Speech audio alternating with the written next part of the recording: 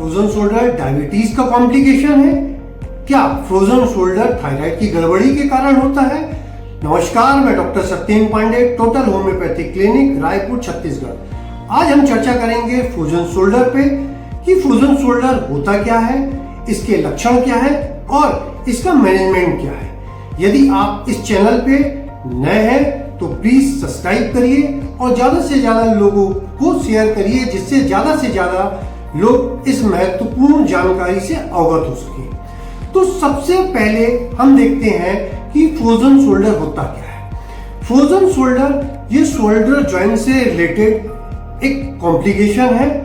इस कॉम्प्लिकेशन को जानने से पहले हम शोल्डर जॉइंट की संरचना को मॉडल के माध्यम से समझने की कोशिश करेंगे। ये शोल्डर जॉइंट का मॉडल है। इस मॉडल के बेस पे हम समझेंगे कि शोल्डर जॉइंट होता क्या है। शोल्डर जॉइंट एक बॉल एंड सॉकेट टाइप का जॉइंट है। ये शरीर का एक अनस्टेबल जॉइंट है, परंतु अनस्टेबल होने के कारण इसमें एक खासियत ये होती है कि इसमें सभी तरीके के मूवमेंट होते हैं। शोल्डर जॉइंट एक ऐसा जॉइंट है जिसमें लगभग सभी टाइप के मूवमेंट पाए जाते हैं, या अपन इस शोल्डर जॉइंट की मदद से हम हर तरीके के मूवमेंट कर सकते हैं। इस शोल्डर जॉइंट में दो बोन इन्वॉल्व होती है, एक ह्यूमरस और स्कैपुला। इस जॉइंट को एक मेम्ब्रेन कवर करती है जिसको हम कैप्सूल कहते हैं। इस कैप्सूल में बार बार किसी कारण से चोट लगने के कारण या इंजरी होने के कारण ये कैप्सूल में इन्फ्लामेशन हो जाता है और इस इन्फ्लामेशन के कारण शोल्डर जॉइंट टाइट हो जाता है, जिसके कारण फ्रोजन शोल्डर में दो की सिम्टम्स मिलते हैं,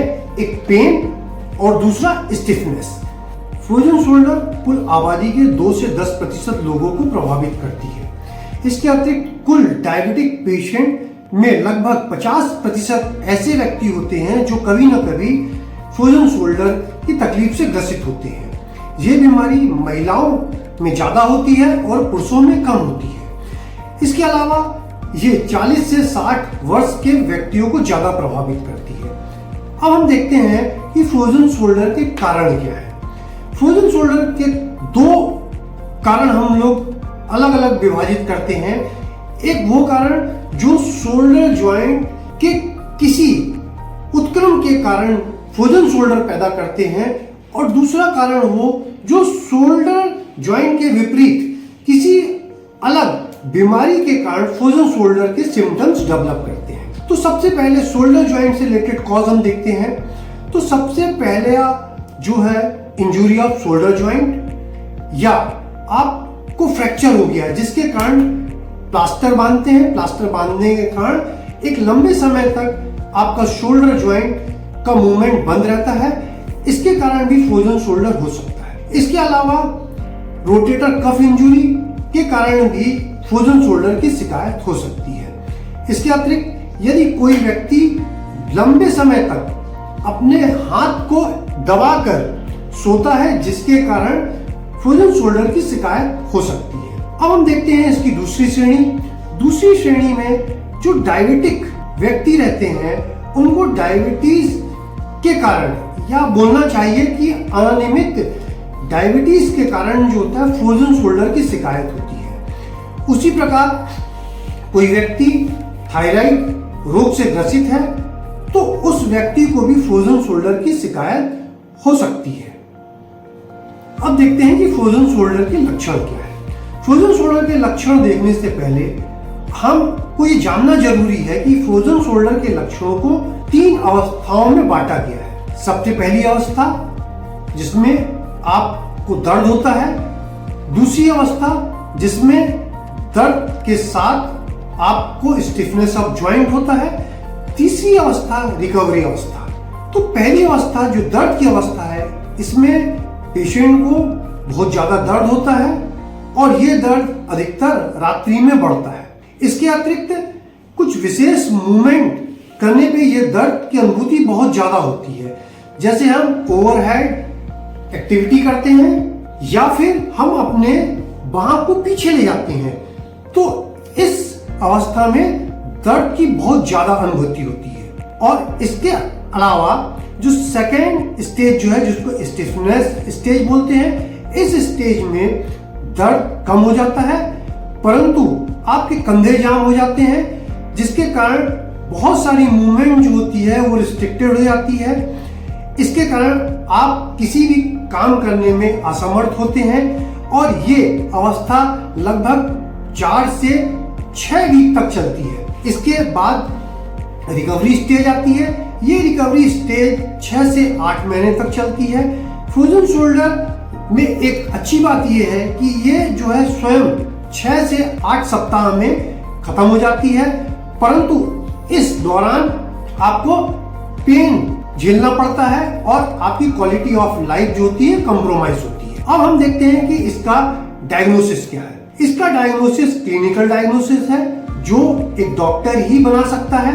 यदि हम कुछ एग्जामिनेशन के बारे में देखें तो सबसे पहले MRI करवाई जाती है, जिसमें शोल्डर जॉइंट की संरचना को देखा जाता है और ये सुनिश्चित किया जाता है कि ये फ्रोजन शोल्डर का केस है। इसके अतिरिक्त जो है हम शोल्डर जॉइंट की सोनोग्राफी करवाते हैं, जिससे हम सुनिश्चित करते हैं कि ये फ्रोजन शोल्डर का ही केस है। इसके अतिरिक्त यदि हम एक्सरे करवाते हैं तो एक्सरे में कुछ विशेष चेंजेस दिखाई नहीं देते हैं, इसलिए कभी कभी एक्सरे जो होता है फ्रोजन शोल्डर के केस में लाभप्रद नहीं होता है। अब हम इसका होम्योपैथिक मैनेजमेंट देखते हैं।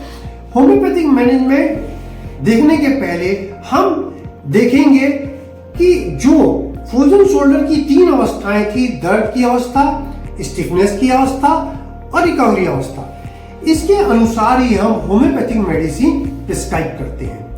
तो सबसे पहले पेन की अवस्था।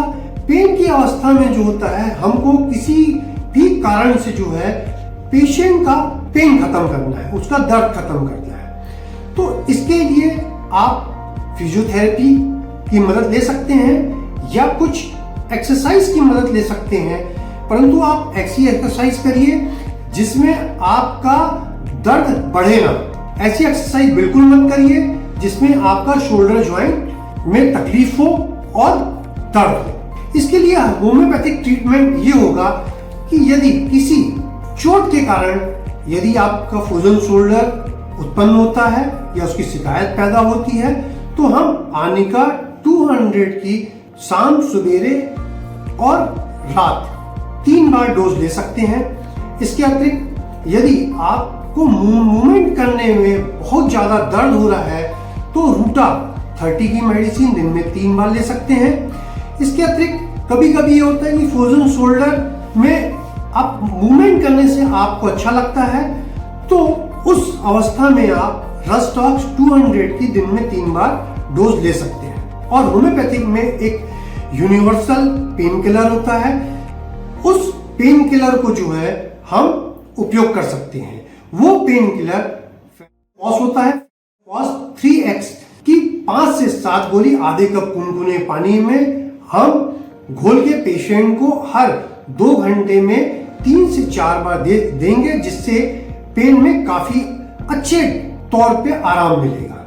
इसके अतिरिक्त यदि राइट शोल्डर में दर्द है तो उनको फेरमैट मेडिसिन प्रिस्क्राइब की जाएगी।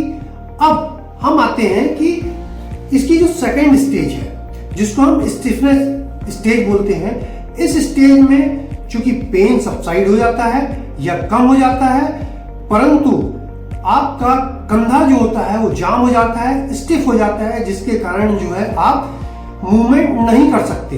तो उस अवस्था में स्टिफनेस ऑफ जॉइंट के लिए एक बहुत अच्छी होम्योपैथिक मेडिसिन है कैलकेरिया फ्लोर। आप कैलकेरिया फ्लोर 30x की 5 से 7 गोली आधे कप गुनगुने पानी में दिन में 3 से 4 बार आप उपयोग कर सकते हैं। इसके अलावा लीडम पाल एक अच्छी मेडिसिन है जो स्टिफनेस ऑफ जॉइंट में प्रभावकारी ढंग से असर करती है। इसके अतिरिक्त कालमिया 30 भी जो होती है शोल्डर फ्रोजन शोल्डर के लिए एक लाभप्रद मेडिसिन है।